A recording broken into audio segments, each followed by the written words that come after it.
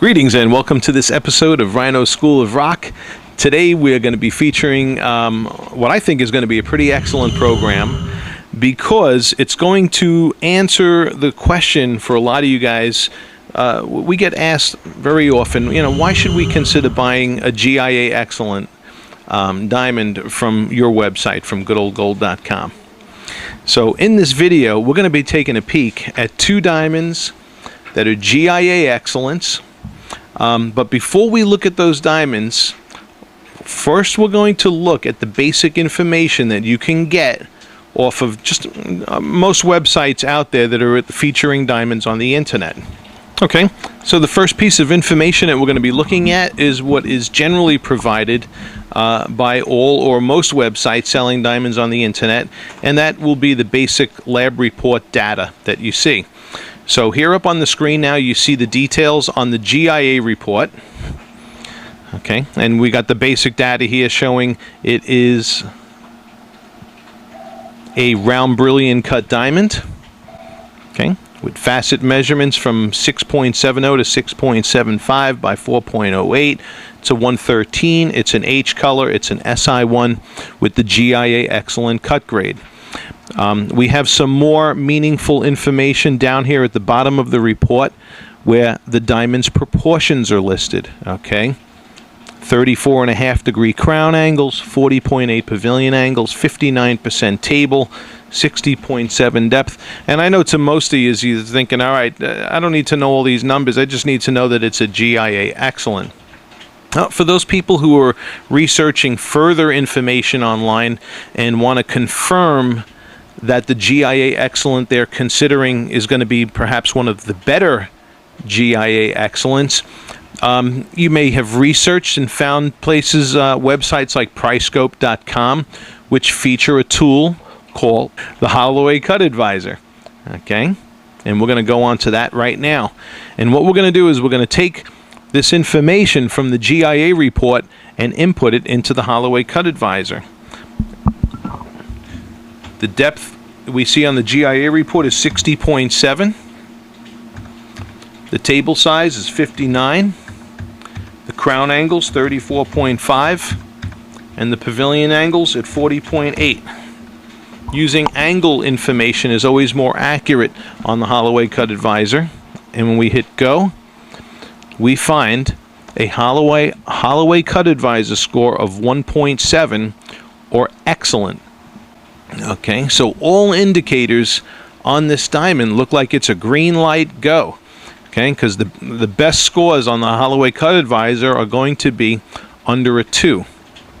Okay, now what we're going to do is look at these two diamonds side by side, and I want to show you their optical properties alongside of one of our hand-selected GIA Excellents, which for the most part score under a 2 on the Holloway Cut Advisor, but can sometimes even score over a 2.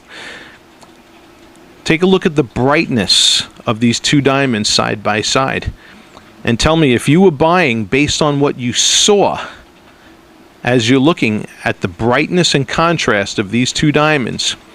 Tell me, which one would you pick?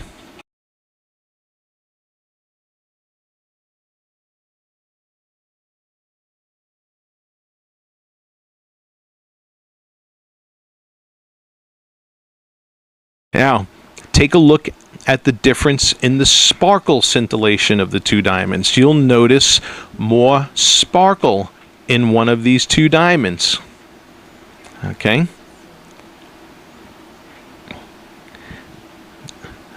Now we take a look at the fire of these two diamonds in a stronger spotlighting environment and look at the visual differences. Okay, so you're seeing now two diamonds with two different types of optics that are both fall in the GIA Excellent category. So you see, if we were buying online and didn't see these visual differences, we'd think these diamonds were equal in beauty, and when they clearly are not. All right, now what we're going to do is I'm going to take you into some of our lab analysis on this diamond with the adverse optics. It's the GIA Excellent, and show you some other details that we look at. Okay, and this first detail that I'm going to pull up for you is a report that we generate on all of our diamonds called a helium report. And on the helium report, you know, working with the optical technologies that we have for the years that we have, we've become intimately familiar with what types of numbers to look for on here. And one of the sets of numbers that GIA does not report on their lab reports, and neither does AGS or any lab that we know of, are the upper girdle angles. Okay, and if you'll notice here on this helium report, it says upper girdle angles average at 45 degrees. So I know this is Chinese to most of you, but when we see this here in our lab, it's one of the things that we look for when we're hand selecting diamonds for our inventory and for our clients. We happen to know that upper girdle angles at an average of 45 degrees is a no-no. All right, and another thing that we note on this report numerically is the deviation from the minimum and maximum crown angles of over a degree. It doesn't sound like a lot, but in the world of diamonds, a deviation from minimum to maximum of over a degree can make a visual difference, like what you saw. All right, but we're going to bring you down into a little bit more detail. We're going to go away from numbers because numbers can be very confusing if you don't understand how those numbers translate to optics. So we're going to pull up on the screen some of our optical examinations. This graphic that you see coming up on the screen now is called a Diam X-ray examination that we perform. And in the Diam X-ray, you can see these white areas of leakage under the table.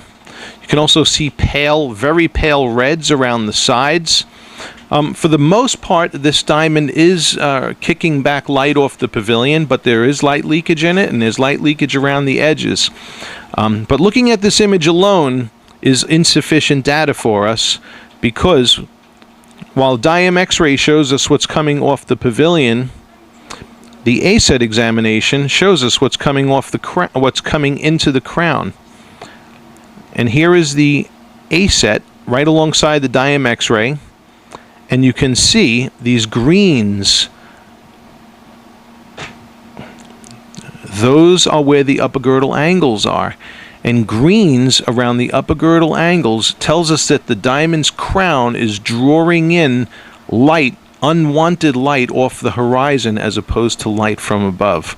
And this is something that's also causing those adverse optics in the diamond. So this leakage, coupled with those upper girdle angles, causes this diamond to get a hit in light performance. All right, GIA doesn't pick that up. When we do further analysis on this diamond, we see that its brilliance scope results also suffer. Every diamond in our inventory, especially every round diamond in our inventory, we will put under GemX brilliance scope analysis. And you can see the results here are only no greater than high. Minimum results that we look for are high, very high, high on the brilliance scope. So this diamond is suffering in that optical analysis on the brilliance scope. The numbers are wacky.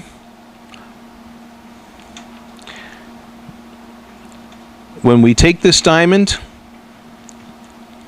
and run it under the AGS Laboratories proprietary light performance grading software, we see that this diamond takes a light performance deduction of 2, and primarily in the area of brightness, okay, which we were able to visually discern in the video as we were comparing the brightness and contrast of the two diamonds. But I would also point out that not only did this diamond take a hit in brightness, but it also took a hit in sparkle and also in fire, okay, because it wasn't as beautiful as the other diamond that we were looking at.